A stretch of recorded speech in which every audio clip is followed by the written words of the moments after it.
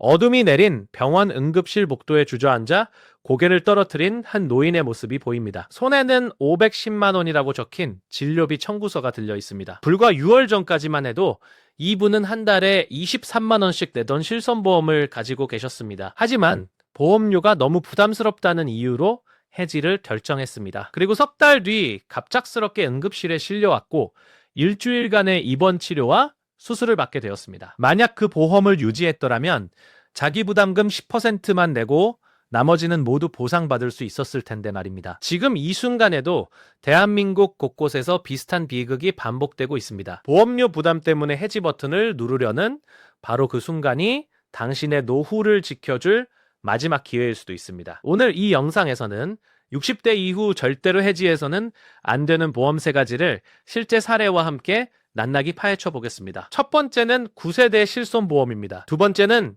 10년 이상 유지한 암보험입니다. 세 번째는 2000년대 초반에 가입한 고금리 연금보험입니다. 이 3가지 보험은 지금 당장은 보험료가 부담스럽게 느껴질 수 있습니다. 하지만 한번 해지하면 다시는 돌아올 수 없는 황금 같은 보험들입니다. 지금부터 그 이유를 하나하나 설명드리겠습니다. 첫 번째, 절대 해지하면 안 되는 보험은 2009년 10월 이전에 가입한 9세대 실손보험입니다. 병원에 갈 때마다 실제로 사용한 의료비를 보상해주는 이 보험은 국민건강보험 다음으로 중요한 건강안전망입니다. 그런데 왜 오래된 실손보험은 절대 해지하면 안 되는 것일까요? 그 이유는 보상 범위와 자기부담금에 있습니다. 2003년 9월 이전에 가입한 실손보험은 자동차 보험이나 산재보험으로 처리한 의료비까지도 중복으로 보상받을 수 있었습니다. 국민건강보험 적용을 받는 의료비는 본인 부담금을 전액 보상받을 수 있었고 비급여 항목도 절반을 보상받았습니다. 손해보험사에서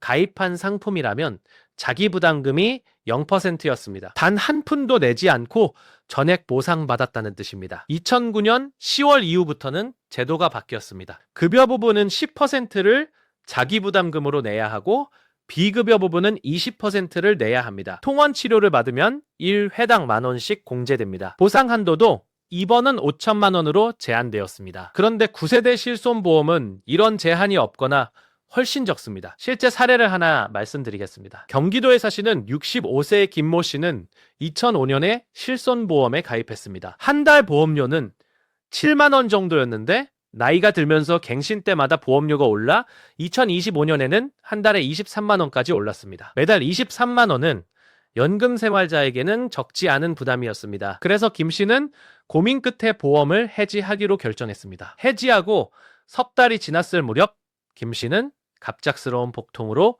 응급실에 실려갔습니다. 급성 담낭염 진단을 받고 일주일간 입원 치료와 수술을 받았습니다. 퇴원할 때 받은 청구서 금액은 510만 원이었습니다. 만약 보험을 유지했더라면 자기부담금 0%로 전액 보상받을 수 있었을 텐데 말입니다. 김 씨는 석 달간 보험료 70만 원을 아끼려다가 500만 원이 넘는 돈을 잃게 된 것입니다. 더 큰 문제는 이제 김 씨가 다시 실손보험에 가입하려고 해도 가입이 거의 불가능하다는 점입니다. 65세라는 나이에다가 최근 수술 이력까지 있으니 보험사에서 받아주지 않습니다. 설령 받아준다고 해도 보험료는 한 달에 30만 원을 훌쩍 넘을 것입니다. 이것이 바로 9세대 실손보험을 절대 해지하면 안 되는 이유입니다. 보험료가 부담스럽더라도 꼭 유지하셔야 합니다. 만약 정말 보험료가 감당이 안 된다면 해지하기 전에 보험료 납입 유예 제도를 활용하시기 바랍니다. 최대 6개월에서 1년까지 보험료를 내지 않고도 보장을 받을 수 있습니다. 또는 특약 일부를 줄여서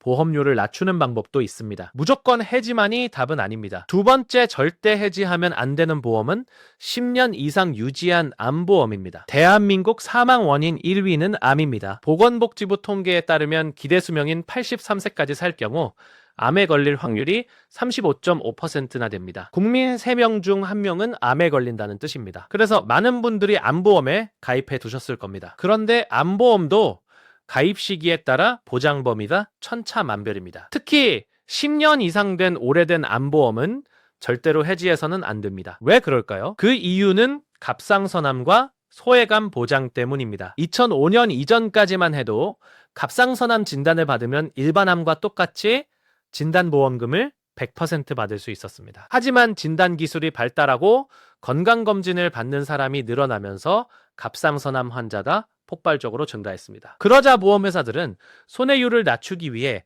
2006년부터 갑상선암을 유사암으로 분류하기 시작했습니다. 유사암으로 진단받으면 일반암의 10%에서 20%에 해당하는 보험금만 받습니다. 일반암 진단금이 3천만 원이라면 갑상선암은 300만 원에서 600만 원만 받는다는 뜻입니다. 2009년부터는 유방암, 작권암, 전립선암, 방광암 같은 남녀 생식기암도 소외감으로 분류되었습니다. 2014년부터는 대장점 막내암도 소외감이 되었습니다. 소외감 진단을 받으면 일반암 환자가 받는 진단보험금의 10%에서 40%만 받을 수 있습니다. 결국 오래된 암보험일수록 더 많은 보장을 받을 수 있는 것입니다. 실제 사례를 말씀드리겠습니다. 서울에 사시는 72세방 모 씨는 2002년에 암보험에 가입했습니다. 한 달 보험료는 8만 원 정도였는데 20년이 넘는 시간 동안 총 2천만 원 가까이 보험료를 납입했습니다. 나이가 들면서 박 씨는 이렇게 생각했습니다. 20년 넘게 보험료를 냈는데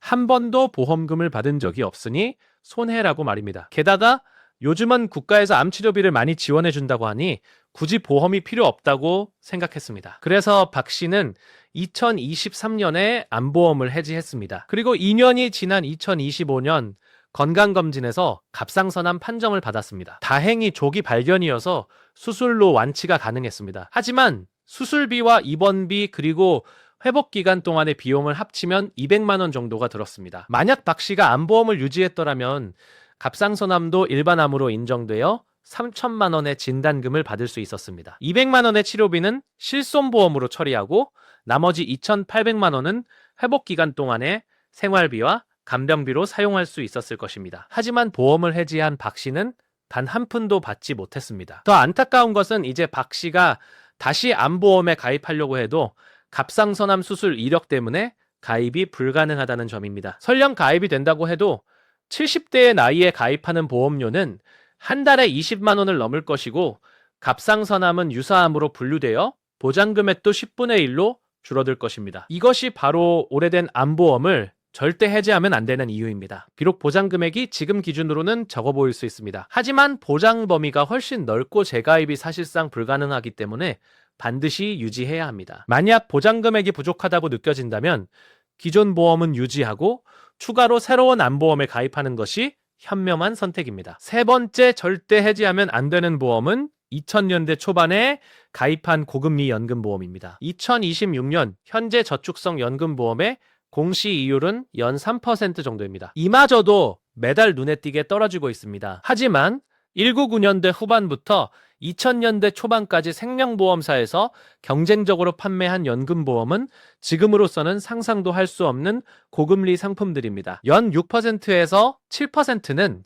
기본이고 심지어 두 자릿수 수익률을 보장하는 상품도 있었습니다. 만약 이 시기에 가입한 연금보험을 지금까지 보유하고 계시다면 절대로 해지해서는 안 됩니다. 변동금리형 상품이라고 해도 최저 보증 이율을 확인해 보시기 바랍니다. 최저 보증 이율이 4%에서 5%대라면 요즘 같은 저금리 상황에서는 무조건 이익입니다. 실제 사례를 말씀드리겠습니다. 부산에 사시는 68세 최모 씨는 1998년에 연금보험에 가입했습니다. 당시 확정금리가 연 8%였습니다. 한 달에 30만 원씩 20년간 납입하는 조건이었습니다. 최 씨는 성실하게 20년간 보험료를 납입했고 총 7,200만 원을 냈습니다. 2018년 납입이 완료되었을 때 최 씨의 적립금은 약 1억 5천만 원이 되어 있었습니다. 연 8%의 복리 효과가 만들어낸 결과입니다. 최 씨는 65세부터 매달 80만 원씩 연금을 받기 시작했습니다. 그런데 2023년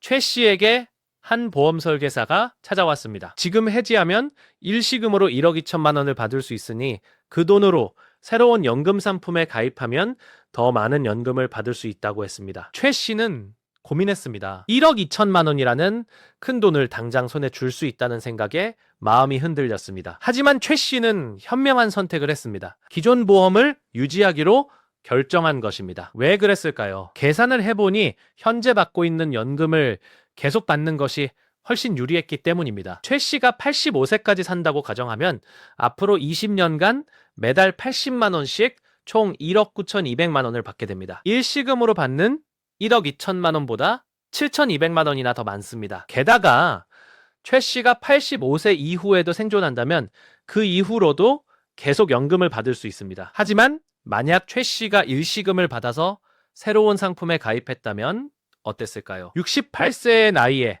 새로 가입하는 연금보험의 수익률은 연 3%도 안 됩니다. 같은 금액을 받으려면 훨씬 더 많은 원금이 필요합니다. 절대로 유리할 수 없습니다. 이것이 바로 고금리 연금보험을 절대 해지하면 안 되는 이유입니다. 당장은 목돈이 필요하다는 생각에 해지하고 싶은 유혹이 생길 수 있습니다. 하지만 장기적으로 보면 유지하는 것이 훨씬 더 이익입니다. 만약 정말 목돈이 급하게 필요하다면 해지보다는 보험계약 대출을 활용하시기 바랍니다. 적립금의 70%에서 80%까지 대출을 받을 수 있고 보험은 그대로 유지됩니다. 지금까지 60대 이후 절대 해지하면 안 되는 보험 3가지를 실제 사례와 함께 살펴보았습니다. 첫 번째는 2009년 10월 이전 가입한 9세대 실손보험입니다. 자기부담금이 적거나 없고 보상 범위가 넓습니다. 두 번째는 10년 이상 유지한 암보험입니다. 갑상선암과 소외감을 일반암으로 보장받을 수 있습니다. 세 번째는 2000년대 초반